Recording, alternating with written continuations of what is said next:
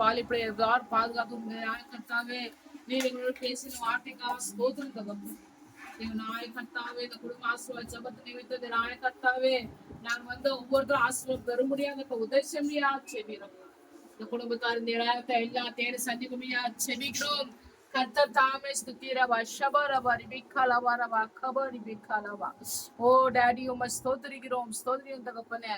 அப்பா இவங்க ராதா வீடு கட்டுற வேலைக்காக செபிக்கிறோம் தகப்பனே. அப்பா அந்த வீடு துரிதமா கட்டி முடிய கர்த்த உதவியா செபிக்கிறேன். அதன் தேயில சந்திக்க முடியா செபிரப்பா. விசேஷமா வாலி பிள்ளைக்கு ஆஸ்தோம் தகப்பனே. அந்த பிள்ளை படிக்க போகும்போது வரும்போது கர்த்தருடைய கரம் பிள்ளை தாங்கி பலப்படுத்தட்டும் அப்பா. சிறு பிள்ளைக்கா ஸ்தோத்திரம். அந்த பிள்ளையை பாதுகாத்து கொள்ளுங்கப்பா. தேவன ஆயக்கா நமக்கு ஸ்தோத்திரம் தகப்பனே. கர்த்தரை எவ்வளவு பாதுகாத்து கொள்ளுமையா செபிக்கிறோம்.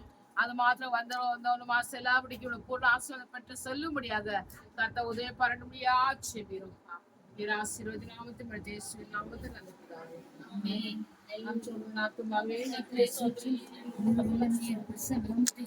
என் ஆத்மாவே നമ്മുടെ കർത്താവിന്റെ കൃപയും പിതാവിന്റെ സമാധാനം പാടുകാലും നമ്മുടെ മാത്രം സദാ